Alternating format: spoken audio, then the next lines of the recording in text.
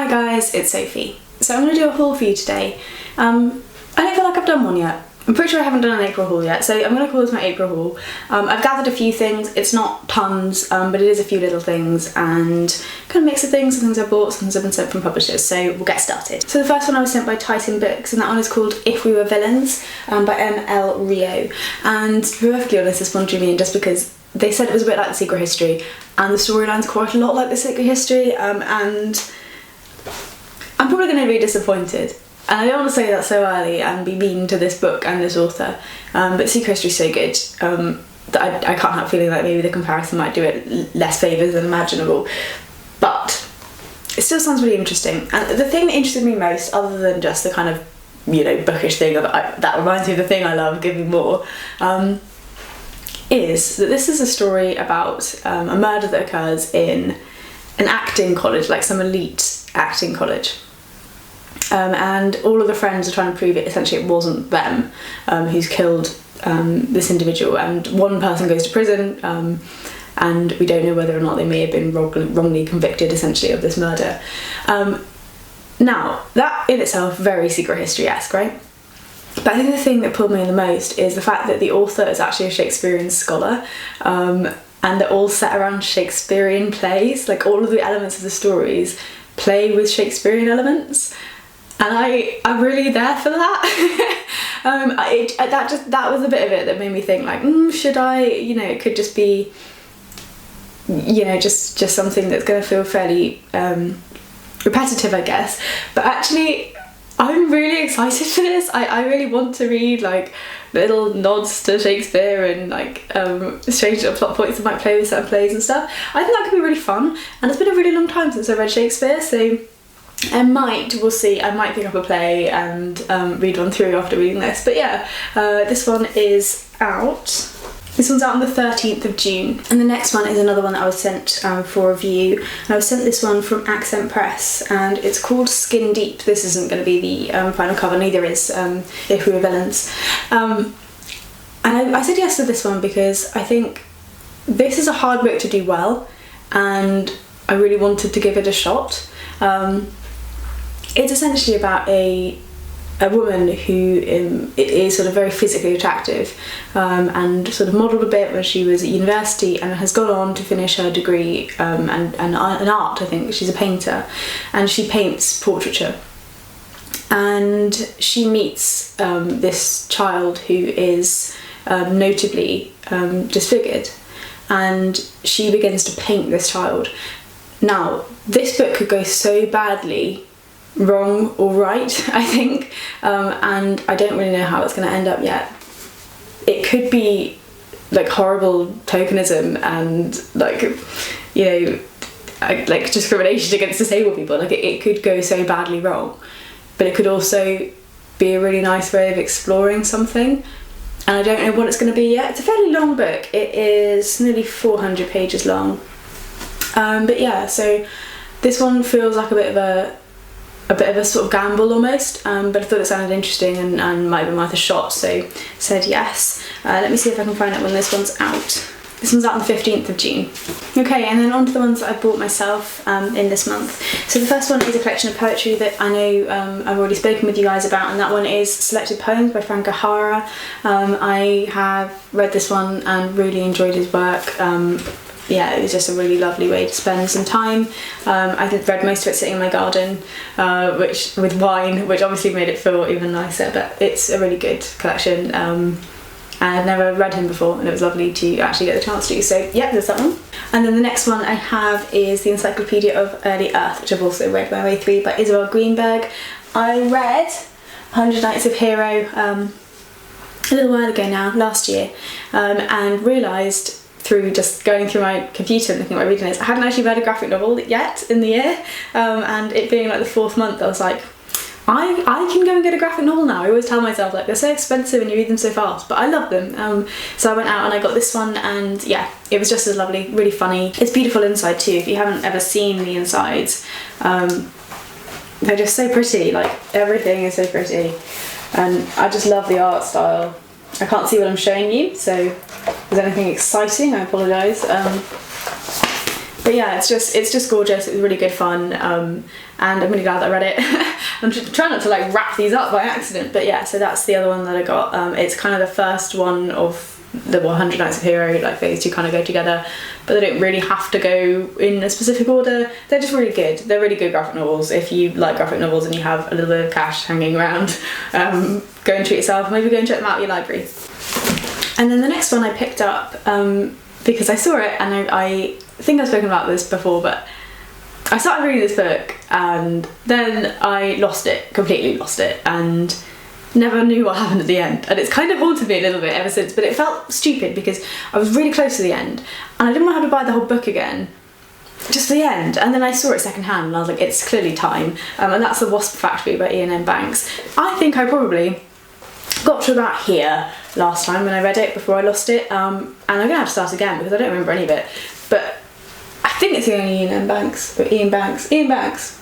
Sorry, I'm using your wrong author name. Iain Banks. It's the only Iain Banks that I have read. And I think I was enjoying it at the time, but it was a while ago. So yeah, at some stage I will pick this one up and actually finish it off. I expect it's a fairly quick read. Yeah, 240 pages, and I was reading it when I was 18, so how hard can it be, I guess. But yeah, it's that one. And the next one I picked up, I'd never seen before, never heard of before. It's called 17 Poisoned Englishmen by Gabriel Garcia Marquez. I never read a Gabriel Garcia Marquez. I know I ought to have done. But I've never got around to it, and I always try and do like short stories. It's tiny. I always try and do like tiny short stories before I go into a novel if I'm not really sure what I'm feeling. And I've just never seen this before. I think the cover's fantastic. And it's essentially, I think, 4 or 5 little short stories, four little 10-page short stories, and I thought I'll have a bit of a nibble at that and I'll see what I think. And it's so short I can probably read it in one sitting. Yeah, so just really nice little find. It was only about £1 as well. And the next one I picked up because I read Bluets by Maggie Nelson and I loved it and I wanted more. So I got The Argonauts by Maggie Nelson finally. I know everyone else has already shouted about this, I'm not going to shout about it too much. But it seems like it's lovely, and I wasn't expecting to love Bluets as much as I loved Bluets. This is about a woman whose partner goes through a transition, and it's about sex and gender, and also like more theoretical things about like the way we talk about gender and sex and ourselves. I think from flicking through she mentions like Wittgenstein, so, and maybe even Derrida, but like it seems like it's the kind of stuff that I'm going to find really interesting, and I just loved her writing in Bluet, so I'm hoping for kind of similar intellectual insights in a really conversational tone. I don't know whether I'll find that in here or not because I think it's something a little bit different, but yeah, I'm dead excited for this one. I nearly took it with me to read, well, I did take it with me to read at the weekend, but I didn't get around to it. I had a lot of other things I was reading, but this is one I'm really excited to get to soon. And then the very last one that I bought because I've been seeing it everywhere and I keep looking at the cover and going, you want me to buy you, don't you, you provocative book? And I keep saying, no, it's ridiculous, it's far too provocative, it's not going to teach you anything. And then I saw it and I had 20% off in foils, and I was like, do you know what, you've been looking at me for a while now, so I'm going to get you. And that one is Insane Clown President by Matt Taibbi? Yeah. I knew what it was going to be. It's going to be a polemic against Donald Trump, against his presidency and the idea of it and everything.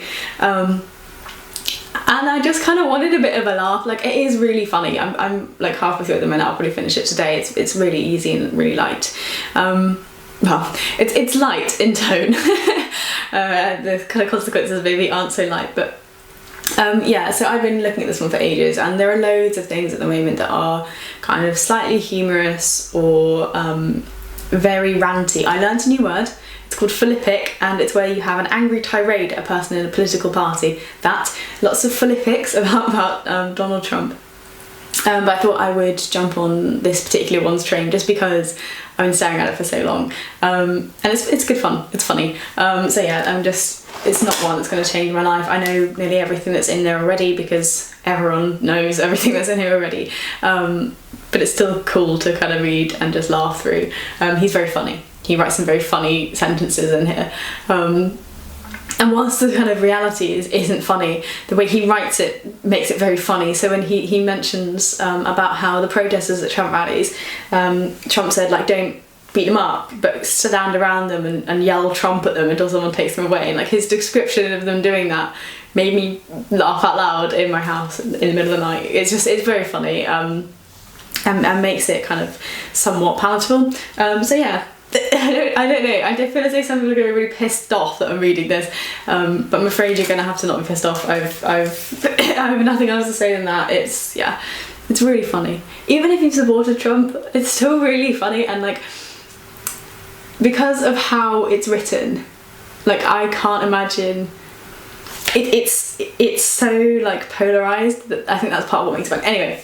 I'm rambling about this book, but there's that one. And then the very last thing I have to show you isn't the book, but it's some like papery based stuff, and I thought it's kind of like a book, and I'm going to make them into bookmarks. So what I got some more cards from that snippet place. I think I told you about it before. So I got this one, which is mountains and some trees, and I'm just going to cut them in half and laminate them. They're cards at the moment.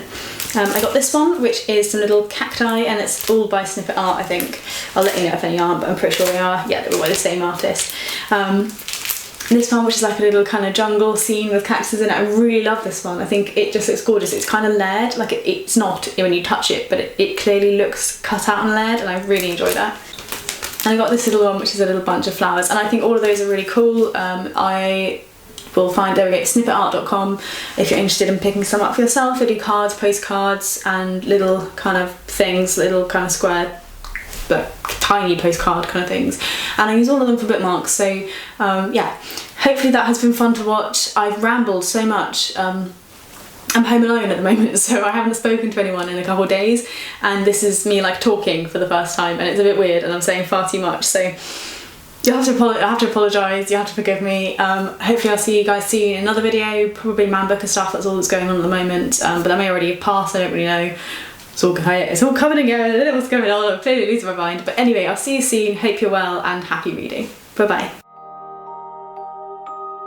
bye.